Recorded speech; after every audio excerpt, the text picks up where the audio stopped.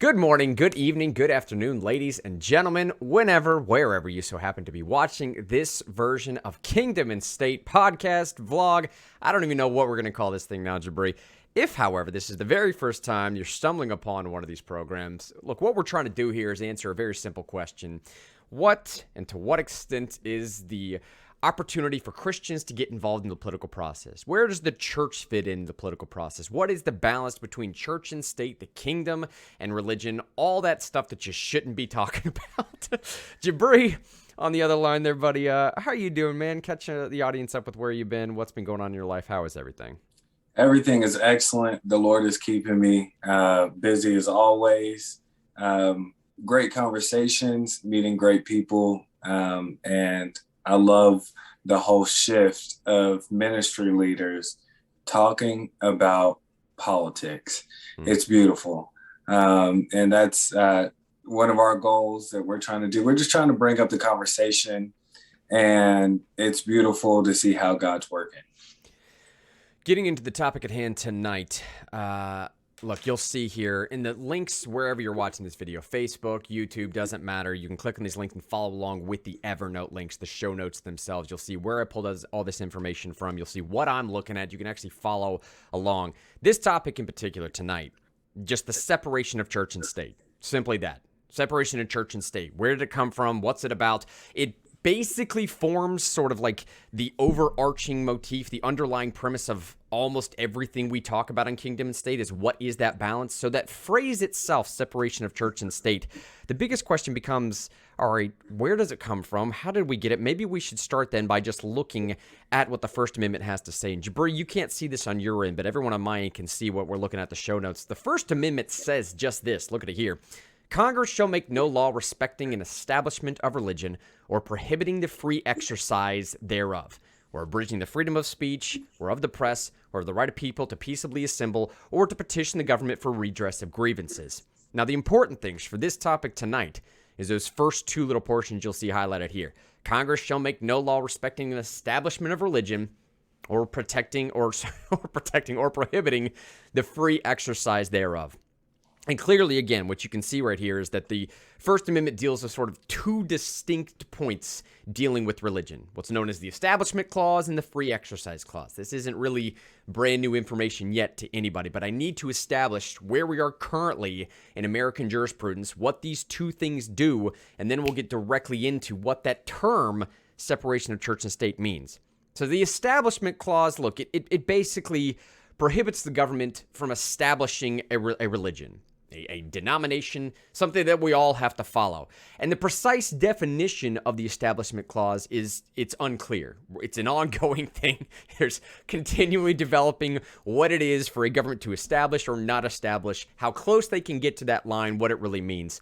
Today, however, when we're looking at the establishment of a religion, there's often a three-part test used called the Lemon Test. And you can see that it's coming from this Supreme Court case if you want to follow along at home. It's called the Lemon Test. And under the Lemon Test, the government can assist religion. It can assist a religion only if the primary purpose of this assistance is secular. 2, if the assistance is if it neither promotes or inhibits religion. And 3, if there is no excessive entanglement between church and state. Now, again, what excessive entanglement means, look, your guess is as good as mine sometimes. That's the Establishment Clause, meaning how close can the government get to, like, considering to mess around with religion, doing something on behalf of religion before it actually starts to establish something that we all have to follow? The Free Exercise Clause is meant to protect citizens' right to practice their religion as they please, so long as those practices do not run afoul of any public morals or anything that has a compelling governmental interest. So clearly, Jabri, here, we have to stop. All right, we just went through the First Amendment. We looked at the Establishment Clause. We looked at sort of the Free Exercise Clause. But nowhere in that language have I seen yet, or has anybody said or heard yet, of the phrase separation of church and state. It's actually nowhere in the First Amendment. It's nowhere in the Constitution. Right? Jabri, again, interrupt me here anytime you want to go off on something else. But the question then becomes, where did the phrase come from? Where did we get that phrase? How did that phrase in particular, anytime you bring up religion in the context of government, how did that phrase in particular, separation of church and state, become the standard phrase in every debate that you have with your liberal friends? Right? So again, I'd say a bit of history here if you want to start. Everson B. Board of Education. This is the actual site right here if you want to follow along. And in the links here to the show notes, if you click on anything linked in here, it will take you to, obviously, where I'm getting any of this information from. You just saw on my screen, so you can follow along.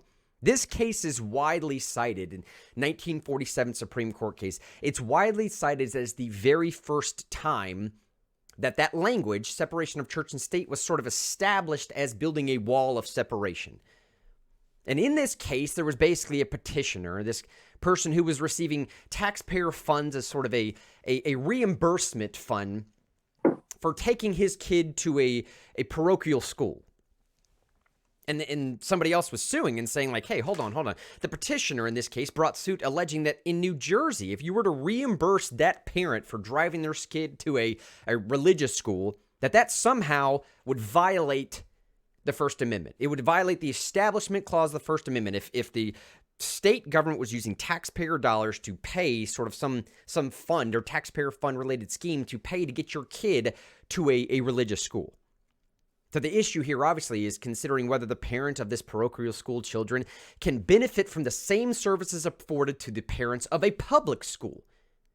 And in the basic synopsis of the rule that the court applied then was that case stands for the proposition that while no law respecting the establishment of religion will stand under the United States Constitution, neutral laws, however, which afford benefits to children across every state or every stance will be upheld.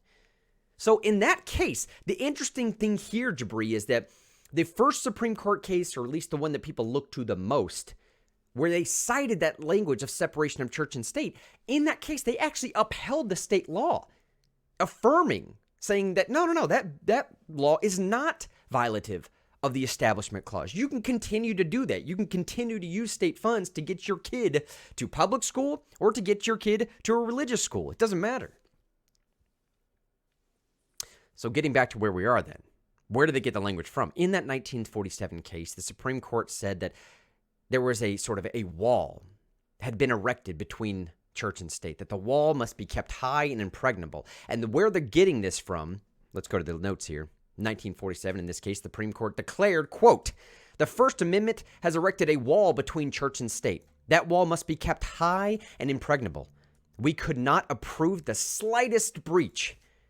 That sounds like some old school founding fathers language right there. It is. The separation of church and state phrase which they invoked and which has today become so familiar was taken from an exchange of letters between Thomas Jefferson, President Thomas Jefferson, important point there, President Thomas Jefferson at the time, and the Baptist Association of the Danbury, Connecticut, shortly after Jefferson had become president. Now, why is that so important? Why is it so important shortly after Thomas Jefferson had become president? Thomas Jefferson becomes president. The Baptist Association writes Thomas Jefferson a letter, and in the response to that letter, Thomas Jefferson coins this phrase, separation of church and state. It's important that we're talking when Jefferson becomes president because the election of Thomas Jefferson was America's first anti-federalist president. Now, we don't have time to delve into what that means right now, but Federalist Papers, Anti-Federalist Papers, go look it up. There was a certain ilk of founding fathers that said we need to have a federal government, one that sort of consolidates power. The states will cede off some of that sovereignty to form a federal government, limited in its power. And there was the Anti-Federalists that were saying, no, just let the states do what they want to do. Don't mess around with that. Thomas Jefferson was in the Anti-Federalist side, saying, no, we don't need as much of a overarching federal government as y'all are saying. He was the first American president that was elected as an Anti-Federalist, or at least in that vein. So go ahead, Jabri. So I wanted, you went a little fast over this one point, and I wanted to point it out because I think it's key to the whole direction that we're going. And I think it was the amendment that you read that the relationship was not supposed to be like overly together. Could you read that phrasing again? The relationship. Between government, like the government could help religion, but Oh, I see what you mean. Yeah. Let me get back to some of that here. The basic idea is that when it comes to the establishment clause, we're talking about that lemon test. Okay, this means that when the government is in the I don't know, in the business of doing something that makes it look as if it's endorsing one religion over another. I don't know. You're going to let you. I don't know, have the 10 Commandments posted somewhere in a school building or something to that effect. Or maybe there's a frieze of what they call of Moses behind the Supreme Court justices, which there actually is. Anytime the government gets in the business of doing something that looks like they're establishing or endorsing one religion over another, the test, they say, to determine whether or not the government of the United States is violating the Establishment Clause, which they cannot do, is this lemon test. Where if the purpose of what the government is doing is secular in nature, meaning, look, I'm not putting this frieze of Moses behind the Supreme Court because I'm endorsing Christianity necessarily.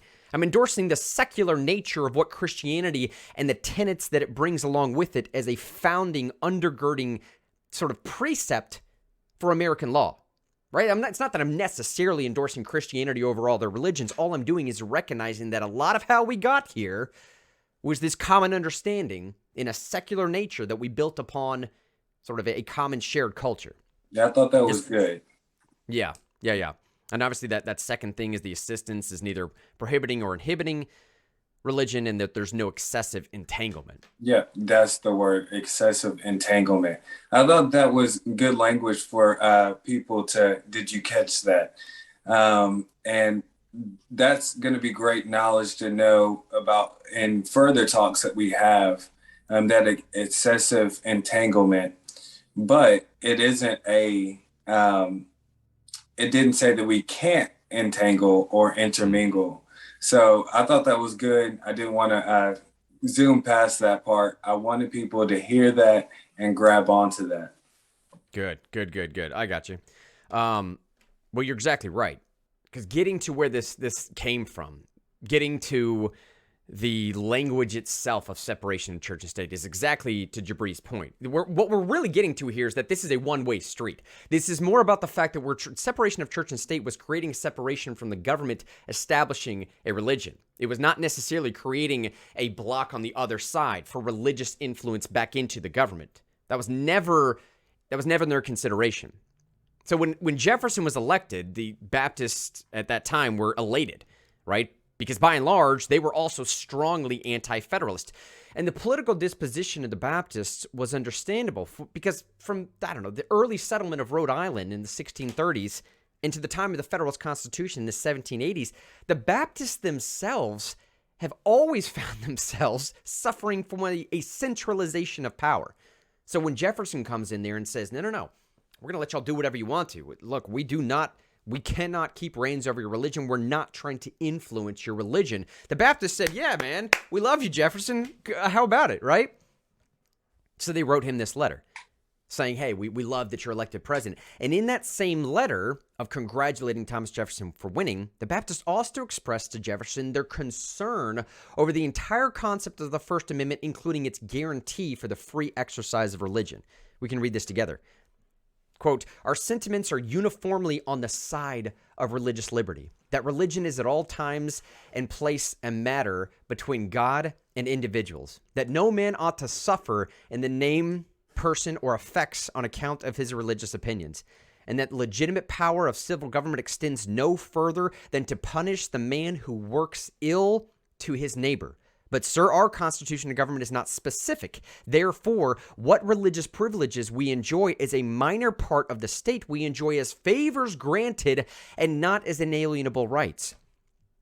You understand what they're saying here is basically, look, the Baptists were concerned that what the government was saying is that we, the government, are the ones that are giving you the right to practice your religion. And without government telling you that you can do it, then, you wouldn't really have that right.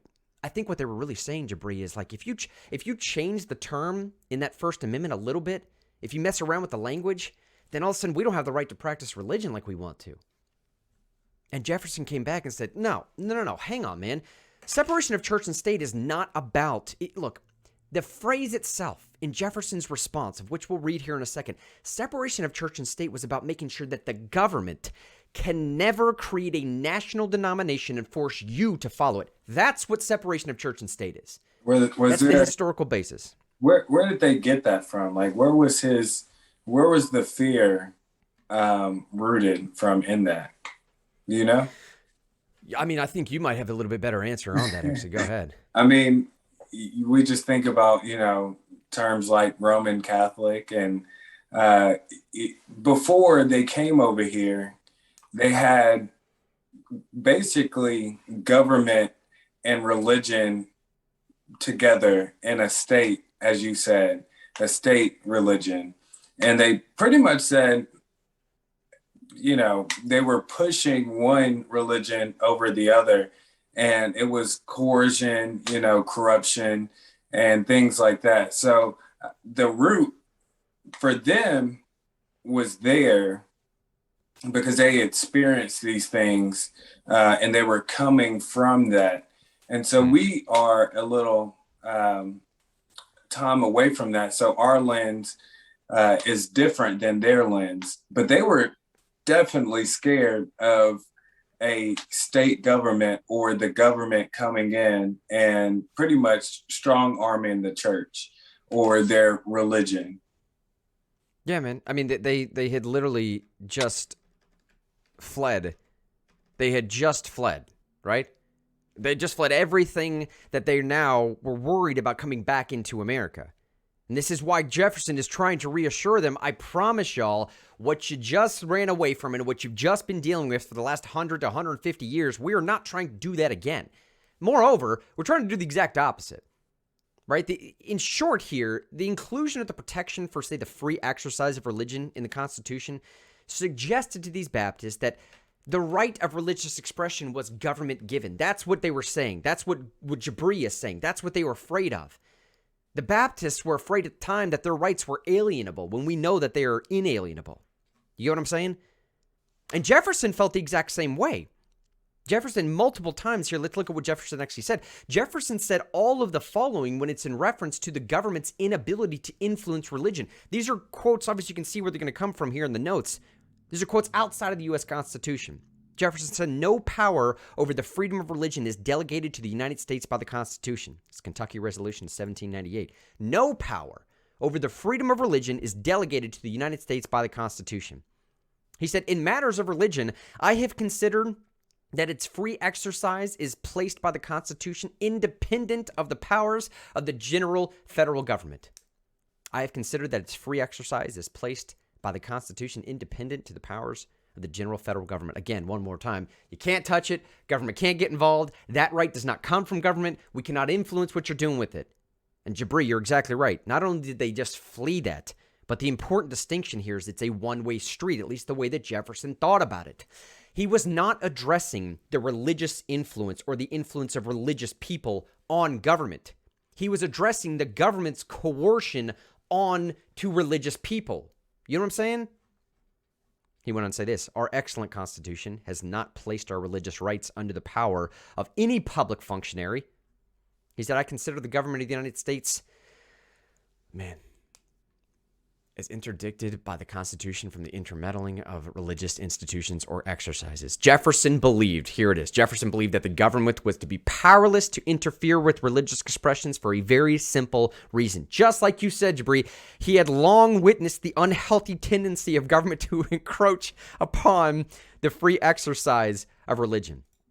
So one more time, buddy, let me say, separation of church and state at its core is not necessarily concerned with keeping religious influence out of government. Rather, it establishes a wall to keep government out of religion. And that should just make common sense to people too, Jabri. If we are really a nation that is, I don't know, at the last time I checked, self-professed to be somewhere between 70 and 78% evangelical. Now, I get it. I don't know what that means. I don't know what denomination. I don't know how many are actually practicing. But at least on paper, if the overwhelming majority of us say that, yeah, we all kind of had these shared principles and we're all kind of pointing to the same objective metaphysical creator, then it should just be logical that if the overwhelming majority of us say that we're Christian, then there would be Christian influence on the government, or at least influence from Christians. Jefferson is clearly talking about not wanting to have it go the other way. Jefferson had no intention of allowing the government to limit, restrict, regulate, or interfere with public religious practices. He believed that, along with the other founders, that the First Amendment had been enacted only to prevent the federal establishment of a national denomination. A fact, again, that he made clear in a letter to fellow signer of the Declaration of Independence, Benjamin Rush. This is what he said to Benjamin Rush. Again, keep in your mind here what we're talking about is Jefferson establishing a one track as to what separation of church and state means. Government onto religion, not the other way around. The clause of the Constitution, while it secured the freedom of the press, covered also the freedom of religion, had given to the clergy a very favorite hope of obtaining an establishment of a particular form of Christianity through the United States. And as every sect believes its own form to be the true one, everyone perhaps hoped for his own, but especially the Episcopalians and the Congregationalists. The returning good sense of our country threatens abortion to their hopes, and they believe that any portion of power confined to me will be exerted in opposition to their schemes, and they believe rightly. What Thomas Jefferson is saying here is, so the Episcopalians and the Congregationalists, like, they were really hoping that they could use this government power to establish their version of denomination again. Like, that's what they were hoping, y'all. That's what they're coming to me talking about. Everybody knows that's what they're hoping to do. They think they have the correct take on Christianity. But Jefferson says there's this returning sense to the country, right, that threatens what they're saying. And it really says that, hey, if you think that I'm up here to make sure that the government will never establish a religion, you're correct. If you think what I'm trying to do up here is make it so that the U.S. government will never have the power necessary to create a denomination by which we are all legally bound and obliged to, you're correct. He's basically shooting their dreams right down. Now, since this was Jefferson's view concerning religious expression, in his short and polite reply to the Danbury Baptists, he said a little bit of something like this. He assured them that they need not fear that the free exercise of religion, that it would never be interfered with by the federal government. And as I pull this screen up here, understand what we're reading here is the response. The Danbury Baptists wrote a letter. Jefferson's president. President Jefferson writes this response back. This is where the language comes from, what we're about to read right now. This is the entirety of the quote. This is the entirety of the history that we just went through, understanding what Jefferson was responding to, the historical context, what the Baptists had went through, what Jabri had just explained, the history at that time. In a hermeneutical sense, this is what separation of church and state means. He said, gentlemen, the affectionate sentiments of esteem and approbation which you are so good as to express towards me on behalf of the Danbury Baptist Association give me the highest satisfaction. He's basically saying, hey, you guys just showered me with odd praise for becoming president. I appreciate it. I like y'all too. He said, believing with you that religion is a matter which lies solely between man and his God, that he owes account to none other for his faith or his worship, that the legislative powers of the government reach actions and not opinions. He says they read actions only and not opinions. He, again, is establishing the only time government should ever get involved with your religion is if your religion requires you to do something that starts to encroach on another man's liberty. I mean, if some weird reason your religion calls you to murder or adultery or any number of things, which we'll cite here in a second, then maybe then the government will get involved with what your religion is doing. But if it's just your religious opinion and not actually taking action that's going to affect, then I have nothing to do with that. Going forward, he says, I contemplate with sovereign reverence that the act of the whole American people which declare that their legislature should, quote, make no law respecting an establishment of religion or prohibiting the free exercise thereof, thus building a wall of separation between church and state. Again, protecting the Baptists from the government. He is not mentioning the other way around. Adhering to this expression of the supreme will of the nation in behalf of the rights of conscience, I shall see with sincere satisfaction the progress of those sentiments which tend to restore to man all his natural rights. Jabri, I don't have to tell you what this term means, natural rights. But unfortunately, there are several that just don't know why that term is so important. Natural rights meant something back then. Natural rights meant inalienable rights. Natural rights is literally the bedrock foundation. It's the precept by which the entire code is built on. That the government does not give you those rights. They come from something greater than all of us. Something celestial, something metaphysical. God, dare I say. And because God gives you those rights, the natural rights, they are held in accord with what the nature of man is. I can't take them from you, and I didn't give them to you. He goes on to say, convinced he has no natural right in opposition to his social duties. He says, look, I give your kindness back to you, right? I appreciate these kind prayers for the protection and blessing of the common Father and the Creator of man, and the tender you for yourselves and your religious association are assurances of my high respect and esteem. That's where that statement comes from, Jabri, right? So clearly, let me know if you want to go off on any of that stuff, Jabri, but I'll say clearly Jefferson understood that the source of Americans' inalienable rights, that, look, he knew where they came from, okay? And he even, to some extent, doubted whether America could survive as a country if we ever lost the knowledge of what we just talked about. Read this here. Jefferson, go ahead. So I wanted to touch on that. In the Bible, it says, where the Spirit of the Lord is, there's freedom. And so God, again, these inalienable rights, these natural rights, these things that are given by God, freedom of speech. And I like the point that they said that we could have our opinions and beliefs.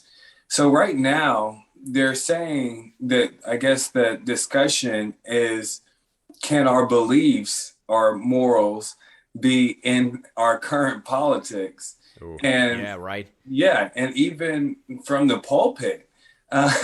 Yeah. So, so this is the key, that we need to start speaking into these things, our beliefs and our morals and our convictions, into these political topics, into our culture, because it's extremely important. Because first off, because these rights to do that are given by God.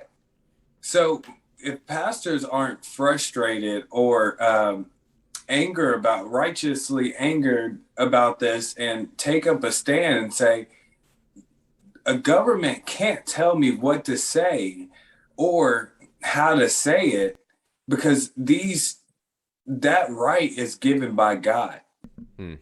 And so, again, I just love it, because I just see the shifting that has to happen of us speaking out and speaking into what God has freely given us. And that's written, as you said, God has already given us that. And in these letters saying, hey, I'm not trying to do that. There's no separation between what you believe influencing the culture. We're just not trying to silence you. And we're not trying to censor you or put up this wall and saying that, hey, you can't come in.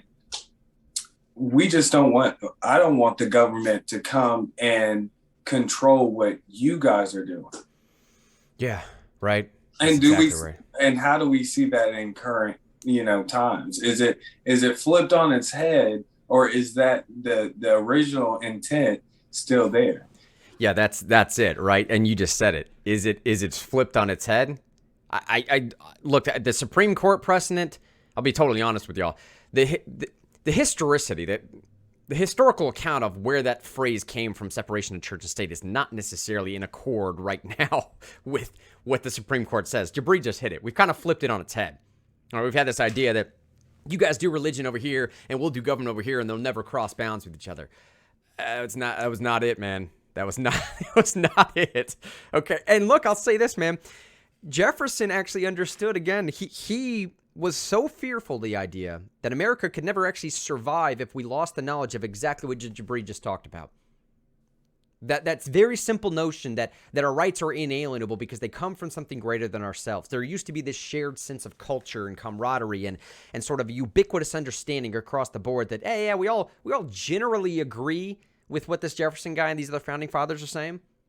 And again, the equation, the formula that was set up is that the only reason why you have limited government is because you have institutions taking care of the humanities. The only reason why government remains small is because something else somewhere is constraining those fleshly desires of men. That used to be the church. It used to be shared culture, shared principles. And as this is shrinking, government is growing inevitably. You know what I'm saying? And again, it's not just me saying this. Listen to what Jefferson said. Think about what Jabri just ran through a second ago, and think about what Jefferson is saying here. Jefferson was terrified that we could actually lose the country if we lost these principles and values. And he said, quote, "And the liberties of a nation be thought secure if we have lost the only firm basis, the conviction in the minds of the people that these liberties are the gift of God, that they are not to be violated but with his wrath." They are the gift of God, and they are not to be violated but with his wrath. Basically saying, look, you guys can violate these liberties at your peril, but you're going to inherit the wrath of God if you do so? I mean, put simply, Jabri, in summary, it's exactly what you just said. The separation phrase, so frequently invoked today, was rarely mentioned by any of the founding fathers. That separation of phrase was rarely, if ever, mentioned by any of the founding fathers. And even Jefferson's explanation of his phrase is diametrically opposed to the manner in which courts apply it today. Separation of church and state currently means almost the exact opposite of what it was originally meant. Jefferson believed that God, not government, was the author and source of our rights, and that the government, therefore, was to be prevented from interference with those rights. Very simply, the wall spoke about in this Danbury letter was not meant to be and was not meant to limit religious activity in public. Rather, they were to limit the power of the government to prohibit or interfere with those expressions. It was not meant to limit religious activity. Rather, those participating in the religious activity were meant to use their power, the power of the people, to limit the government from influencing their lives. Amen. And in that equation, Jabri, implies the necessity to get involved in the political process. Do you get what I'm saying? Amen. Love it. Yeah, man. Hey, I think that's look, I do want to note on the way out here. We've covered a lot. We went through a lot of ground. Understand the very first thing I mentioned about what the current constitutional standards are, at least the way the Supreme Court has interpreted what the free exercise clause is and the establishment clause. We went through a little bit of what that looks like. There's some links in the show notes so you can see what the case law currently is, the Lemon test. It's not even it's just one of the most basic tests that's applied. Go through that, understand where we are currently. This is the historical account of what that term means. And I do want to say, Jabri, it's important to note, again, most of these notes that I'm getting either from wallbuilders.com or government websites, you can find all the links here. But if Jefferson's letter, that single solitary letter, if it's to be used today, it needs to be used in clear, proper context, as it always should have been. Furthermore, earlier courts prior to 1947 had always viewed Jefferson's Danbury letters for exactly what it was: a personal, private letter to a specific group, not meant to be sort of, promulgated amongst the entirety of the United States. It was a single response to a single group from a single private letter. There is probably no other instant in American history where words spoken by a single individual in a private letter, words clearly divorced from their context, had become the sole authorization for an entire national policy. You get what I'm saying?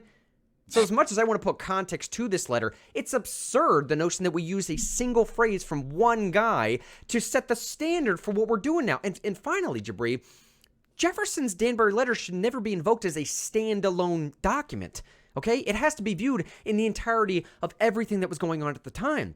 And we should note further that this separation dogma, the congressional records from June 7th to September 25th of 1789, they record the months of discussions and debates of the 90 founding fathers who framed the First Amendment.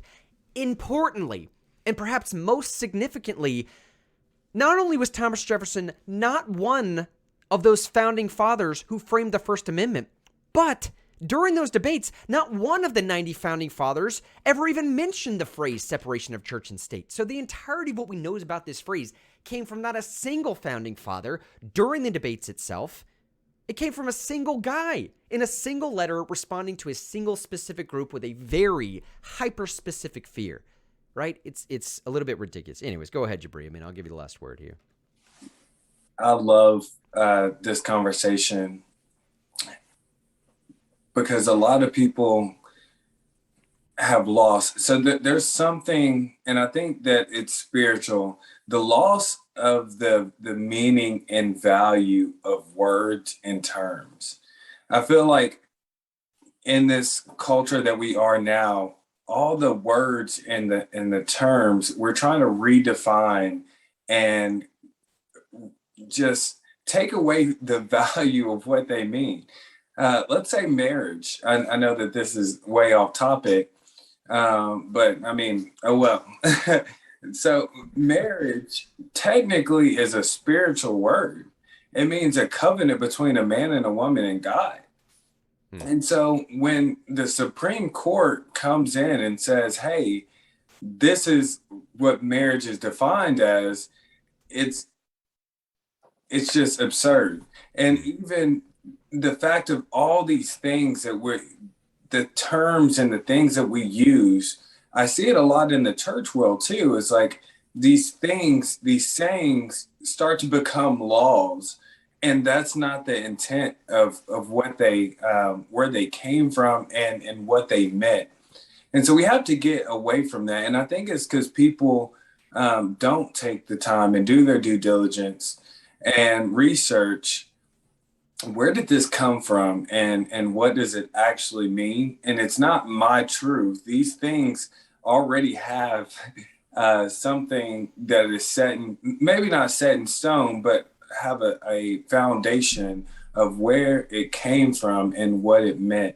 And I think that's extremely important for us to be diligent and to be like the Bereans and do our study on these things. And a lot of times, and I see this on the media, a lot of false prophets out there, they take these, they take something and they run with it, and then they push it out in the airwaves to millions, and then people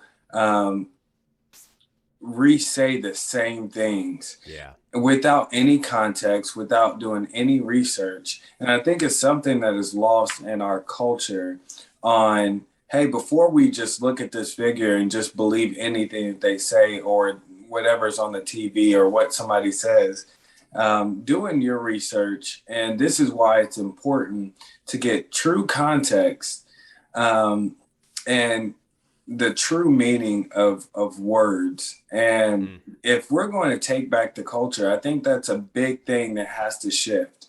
We as believers or people that want to take back the culture, we have to be well versed in what these things actually mean, if that makes sense. And Grant, I just wanted to thank you for all the work that you've done, because you've done research and taking the time out, and that added and adds tremendous value to our listeners and followers and the people around us. So you're exemplifying what I'm talking about.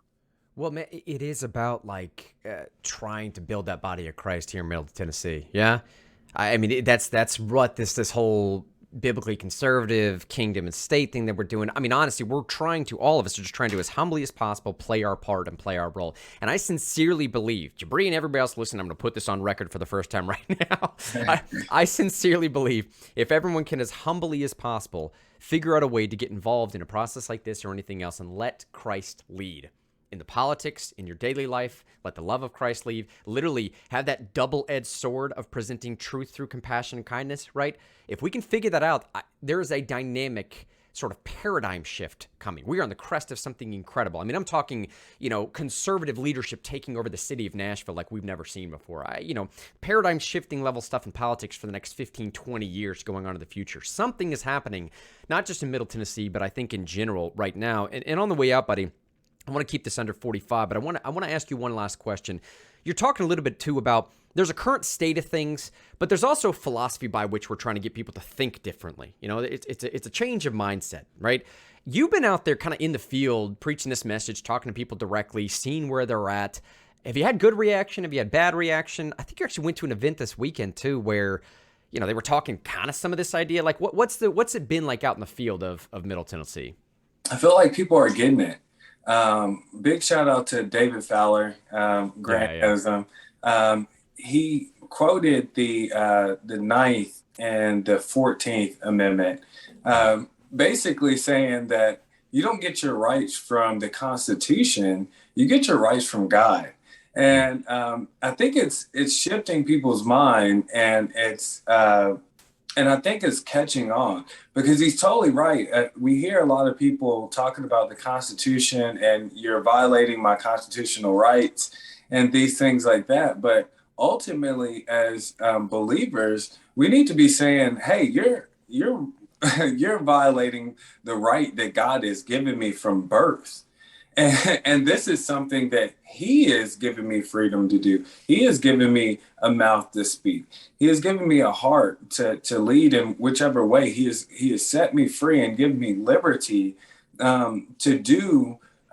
Basically, since from the beginning, the number one thing God doesn't do is force. He always gave us freedom of choice, freedom to choose. And so bringing up these conversations of, we need to get I feel like everybody's trying to appease daddy government.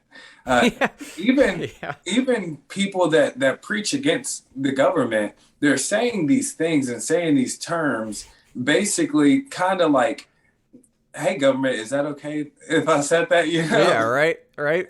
And we need to get away from that and stay true to our convictions that God has given us. And I think about the story of Peter and John, and this is a testament to that we can, be in the town square preaching our message. Peter and John went up there and started preaching the gospel, and they grabbed them, the leaders, the political government, arm. They grabbed him and said, "Hey, don't speak of this name." He said, "Whether I obey man or obey God, you choose. But hey, I'm going to obey God." And so that's something that we need to get back to, is that I'm not trying to appease you. And no matter what, law is passed, no matter what the Supreme Court says about my rights, you didn't give me my rights. You didn't give me birth or life. These things came from God. And switching the messaging from even, I just feel like it's an appeasing of government, even from the people that preach against, big government. We need to go back to saying, "Hey, I got this from God, and this is what God has created me to do." And so, hopefully I didn't, go off into the weeds too much, but I'm excited and passionate about it. But to answer your question, I think that there is a shift happening, and it's people like us. And another thing that I heard is these ripple effects, that us standing up and us making our voice heard, it creates a ripple effect, and it does affect the swing of the pendulum. So don't be afraid to make your voice heard and stand against, maybe the wave of what things are going, the way things are going right now, and make your voice heard and stay true to your convictions, because you never know that there may be a wave, but on that next thing, your little ripple effect, that little ripple could be a wave coming from the other direction. Yeah, drop turns into a little ripple, ripple turns into a wave, wave turns into a tidal wave, that tidal wave crests, and now all of a sudden we're taking cities over, man. Hey, on the way out here, let me say, if you do want to get involved, if you want to see what we're up to, if we have events coming up or anything, it's all at biblicallyconservative.com. All the links for the social medias, everything are in the show notes as well. They're at the bottom of these videos. If you're watching on Facebook, YouTube, if you're listening to podcast, we'll link all that stuff there. Signing off for today. Until next week, though, on behalf of Jabri Harrison, Grant Henry here. We love each and every one of y'all. One more See y'all very thing. soon. Oh, yeah. I normally don't do this, but if we have added value to you in any type of way, or in the future, if you feel like we've added value to you, please donate. We're doing this. We put a lot of work in it. We're going hard, and we're trying to change the culture for your values and your beliefs. So if you believe in us and you believe in what we're doing, then donate even $1. It'll help. Yeah, absolutely will. Right, we got some big things planned, man. Big things planned. You know, it's going to take a little bit of coinage to get some of these things up and operating. And hey, much like anything, so is life, right? But Jabri, you're right. There's ways to donate on biblicallyconservative.com. Hey, any little thing helps. We just want to do what's right here. Well, signing off today. See y'all next time. Love y'all.